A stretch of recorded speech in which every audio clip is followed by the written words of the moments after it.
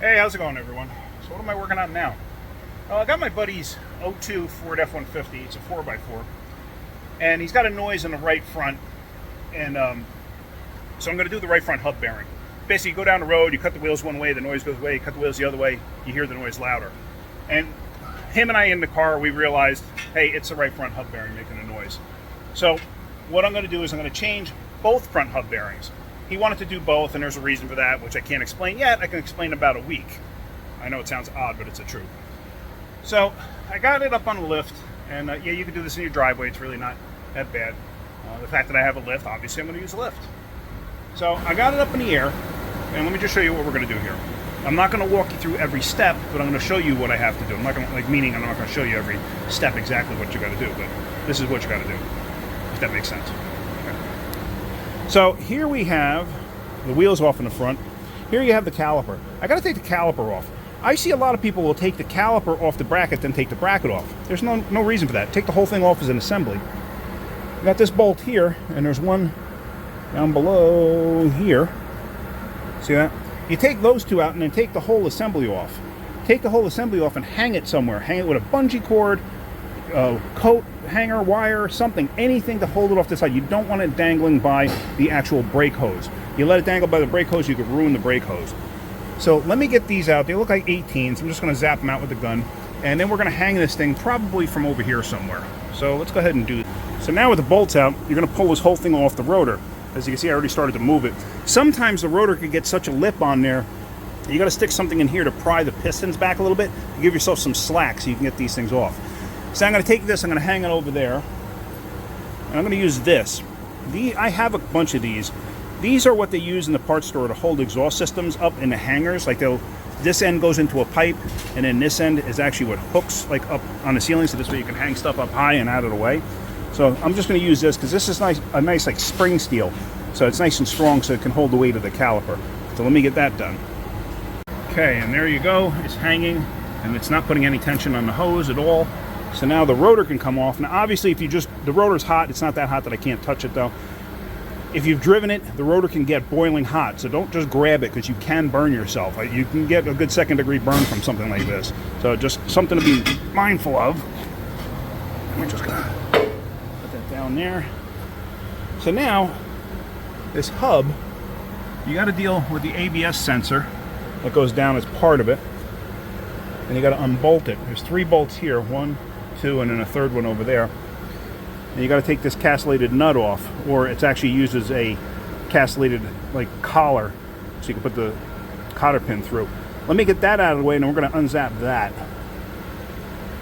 Now with the cotter pin out, you just take this piece off, and this has the notches, these castellated ends in different positions, so you could try to like line up the hole there. See, like there it doesn't line up, there it lines up. There it doesn't line up. That just depends on the torque of the nut. Sometimes you actually got to back off on it a little bit or tighten it up a little bit to get one of these to line up. So sometimes the torque is kind of like not 100% accurate. Now one thing you want to remember too while you're doing this, remember the routing of the ABS wire. Not every vehicle is going to have an ABS wire. Some vehicles don't have four-wheel ABS. Like my own Dodge truck only has rear-wheel ABS, so it doesn't have front sensors. So, but just try to remember the routing of it and try to get it back the way it came. Now, this thing actually locks down right there. A lot of times, I've seen it where that bolt snaps off. And if it does, so be it. Then we just got to tie wrap it in place. But we're going to do that.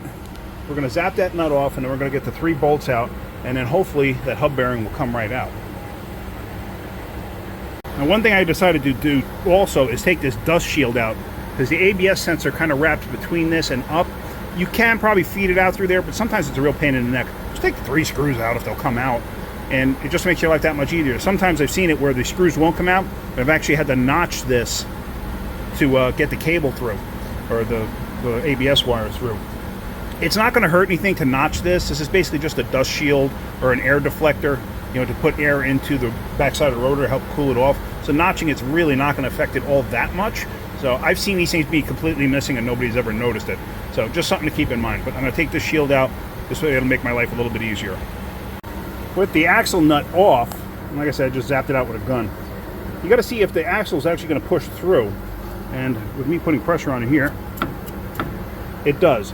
Sometimes you got to drive that thing out with an air hammer. I've even had it on my own van where I had to put a press on there, something that grabbed the wheel studs and pressed the actual shaft through because it was that locked in place. I've seen it happen. That can get aggravating. Okay, so I got the other 2 bolts out. Now this one I'm going to get out. I crack them free with a box end wrench first. Just makes your life easier. So now that hub should come out. Problem is, a lot of times it gets stuck in the knuckle. So let me get my tripod. Let me set this up on a tripod, and we're going to try to get that out. Okay, so now what we're going to try to do is we are going to hit... Oh, light.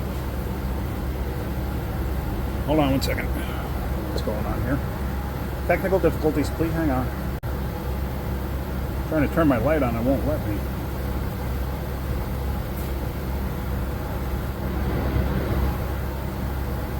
Oh, look at that. It'll only let me do it at this point. I don't know why. Okay, so what we're going to do is we're going to try a hammer to get this thing free.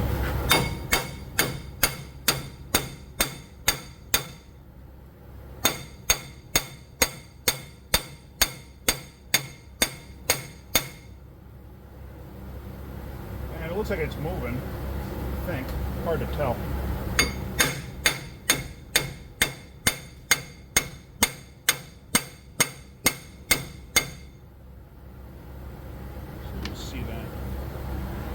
No, it's not even moving yet. So, I'm not going to go nuts hitting this thing with a hammer. I'm going to get an air chisel back there and try to break that thing free. Now, I don't know if I am able to mute this thing at all. I doubt it. Hang on a second. So basically what I'm going to do is I'm going to take an air chisel and go in between the knuckle and the bearing itself to try to separate them. I'm not going to film this only because I've had a few people complain that the noise was just way too loud and it kind of disturbed the rest of the video, or especially if they had it on headphones. I am not technically savvy yet. I don't know how to do like mute out stuff and do any special editing. I really have no clue yet. It's getting there. I'll get there. But all right, let me knock this out. So just to give you a general idea, I just stuck this in between there and was able to get this thing to knock through. Just like that. Oop, hang on one second. All right, we had an airline blowout, so I'm sorry about that. So now, the hub just comes off. Oh yeah. This thing's definitely no good. But then again, me hitting on it with a hammer definitely added to that. So now, you just gotta clean all of this out. Right now I don't have air, so Mo is fixing the compressor, or fixing a broken line, and we'll have a compressor again. But you wanna clean all of this junk out. And if you have like heavy scaly rust, clean all of that off. So let me get onto that. And then you want to clean the mounting surface too, so you have a nice smooth mounting surface. I know the lighting is terrible in here and I apologize, there's really not much I could do about that. So now here's the new hub bearing. When you go to put it in, make sure you have the ABS wire in the right spot. And I got the surfaces all nice and cleaned off there. And basically what you want to do is get it down as far as it'll go, and then start putting the bolts in through the backside.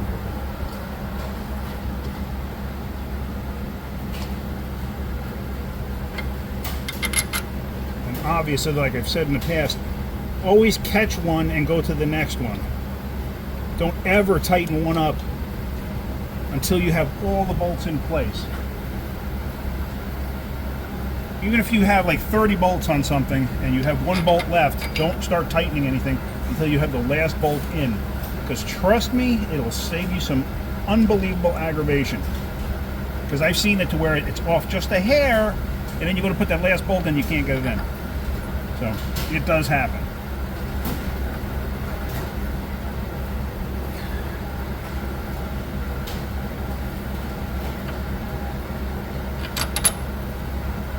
Alright.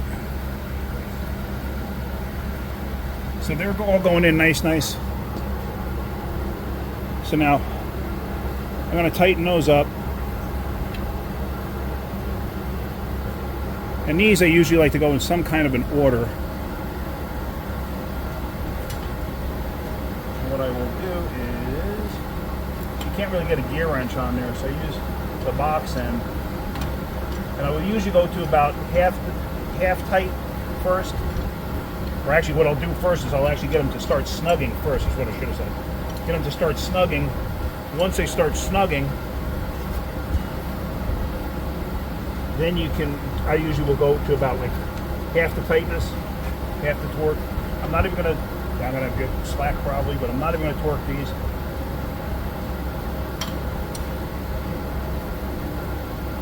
The most important one is this one when it comes to actual torque.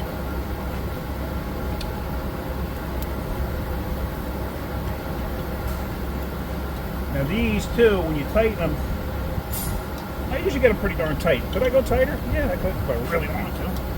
But I'm not about to. Alright, so that's in, that's all good. So now I'm going to start assembling the rest of this. And like I always say, reverse procedures to install.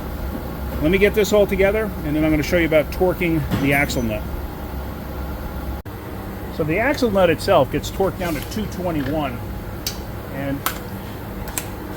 I screwed this on as far as I could go by hand, and then it stops, and I got plenty of distance to go. So what I'm going to do is I'm actually going to use the gun to zap it down until it stops. Now, I got to torque this to 221. How in the world do I do that? Because the rotor, the whole thing's going to turn. Well, I'm going to have to stick something in between the fins of the rotor and then have it jam up in place into the caliper here. So let me find something. Alright, so I have a snap-on screwdriver in there. Now, a screwdriver is not a chisel and it's not a punch, so don't use it as, or a pry bar, so don't use it as one. So let me tighten this up.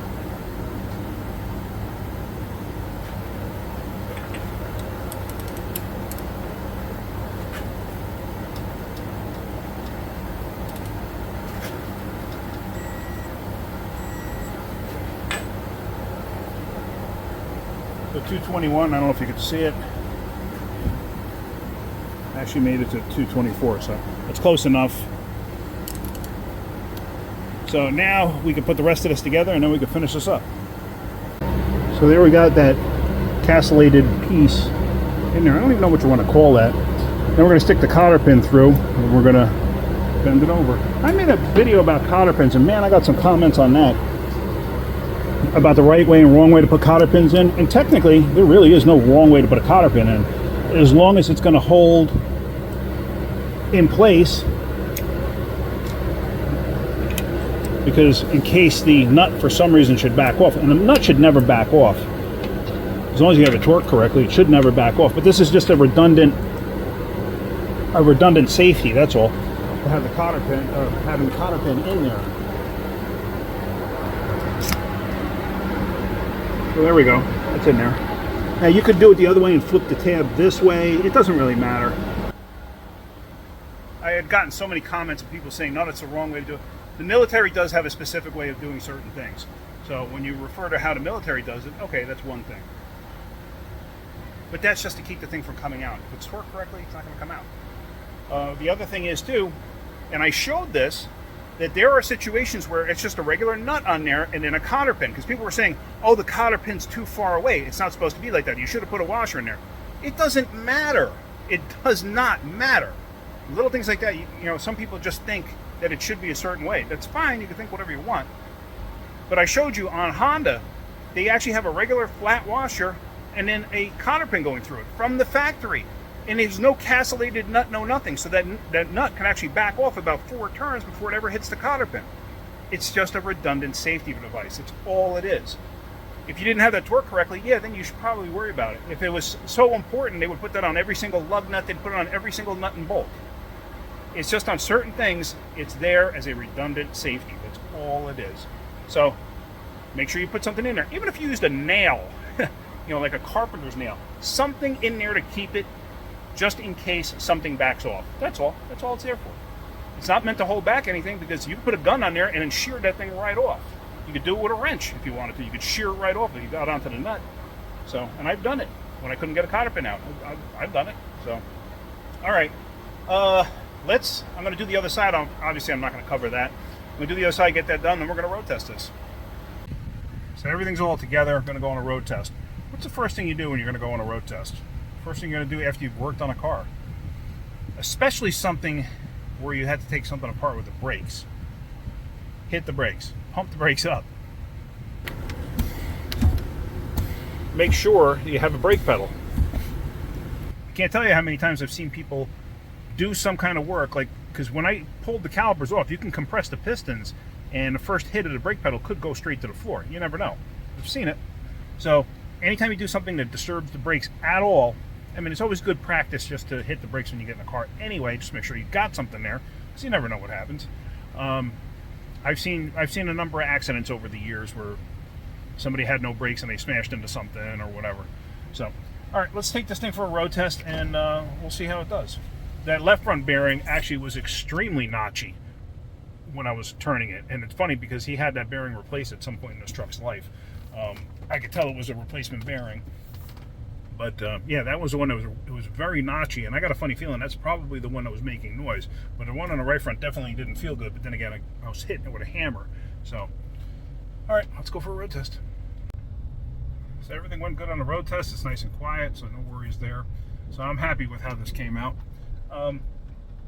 Yes, I mean, they're not terrible to do. I mean, you know, a little time consuming, but they're not terrible to do as long as they come out. The problem is when they get stuck, like the right side one was stuck in the knuckle there a little bit, the spindle. That can really ruin your day sometimes. I've had them where they're so seized in there, you're sitting there with an air chisel and just beating it to death trying to get it out, and it just will not come out. This one wasn't terrible. The left side came apart easier, but anyway, so that's about it. So hopefully you're getting something out of my videos. If you are, hit that like button. If you could, please subscribe. And that's about it. If you notice down in the description, I have links to Amazon stuff that I personally use. And if you could just give it a click, clicks actually do help me. That's about it. They help me like this much, but they do help. I gotta still keep a full-time job. So, and bigger explanation on all of that coming up, hopefully at the end of this upcoming week. So, all right, that's it. Hope you guys had a great day. Hope you enjoyed the video. Keep wrenching.